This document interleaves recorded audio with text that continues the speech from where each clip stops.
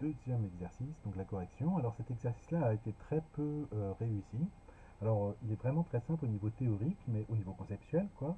Mais par contre, la difficulté, je pense, pour vous, a été de rédiger cela.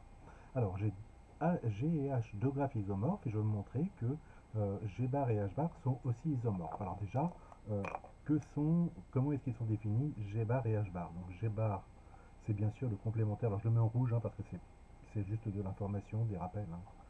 C'est donc le complémentaire de G, c'est-à-dire c'est le graphe qui est défini par les sommets de G bar, c'est les mêmes que le sommet de G, et les arêtes de G bar, bah, c'est tout le monde. Alors tout le monde, je vais mettre, bon, je vais mettre G carré moins delta, allez hop, c'est un peu compliqué, enfin bref, c'est tout le monde, sauf les arêtes de G. Alors, parce que ça porte un nom, mais je ne vais pas le mettre ici. Donc, comment est-ce qu'on peut dire? C'est-à-dire que XY est une arête de E de G bar, si et seulement si la paire XY n'est pas une arête de G. Ok? Et en fait, c'est ça qu'on va utiliser euh, dans la démonstration. D'accord? Alors, je débute en disant que G et H sont deux graphes isomorphes. D'accord? D'accord, considérons, s'ils sont isomorphes, il existe phi, donc ça va de V de G, des sommets de G, dans les sommets de H, donc un isomorphisme de graphe.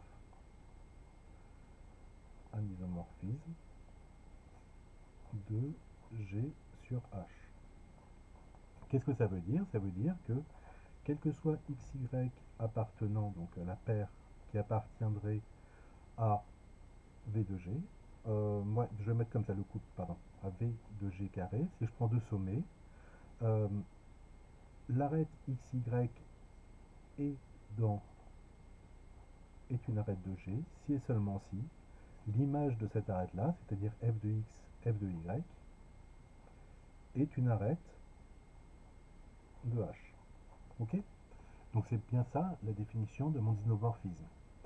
Petite, enfin, remarque, ça c'est donc, disons, comme on fait de l'informatique, là c'est un booléen, c'est-à-dire que si jamais je prends deux sommets xy tels que l'arête xy ne soit pas dans G, donc ça c'est ensemble vide, donc c'est 0, si et seulement si, et là il faut que ce soit aussi 0, c'est-à-dire n'est pas là-dedans. Ok?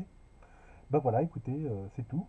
Euh, si ceci est vrai, alors bien la négation des deux est aussi vraie. D'accord? Donc, et en fait, c'est tout simplement ça, c'est-à-dire que ça c'est équivalent à. Alors, techniquement, c'est ça, c'est f de x, f de y n'appartient pas à E de h, si et seulement si. Ou, enfin, ouais, oh, attendez, je règle et je fais comme ça, c'est peut-être plus simple pour là où on en est. N'appartient pas à E de g, si et seulement si f de x, f de y n'appartient pas à E de h. Alors, est-ce que tout le monde comprend ceci?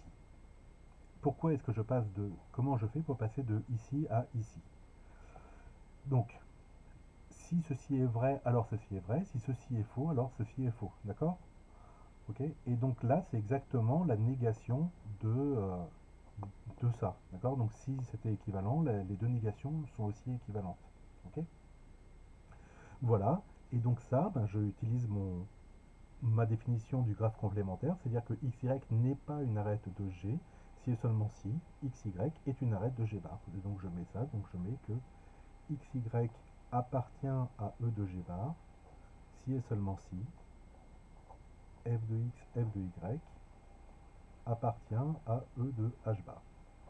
Ok? Et j'ai donc démontré quoi? J'ai démontré que mon phi, donc comme phi, d'accord? Alors comme plutôt, comme les sommets de G ce sont les mêmes que les sommets de G bar et les sommets de H ce sont les mêmes que les sommets de H bar, d'accord? Phi est aussi un isomorphisme du graphe, donc G bar sur le graphe, vous voyez c'est bon, H bar. Ok. Alors j'espère que vous avez compris ce que je veux dire là. Donc en fait, ça repose simplement sur deux choses, sur la définition, donc c'est un peu théorique là, hein, sur la définition donc, de ce que c'est que le complémentaire. Donc euh, une arête du complémentaire, c'est qu'il n'y a pas d'arête dans le graphe initial, et puis sur le fait que cette équivalence-là soit équivalente elle-même à sa négation, quoi. Ok. Si ceci est vrai, alors la négation des deux est aussi vraie, c'est aussi équivalent.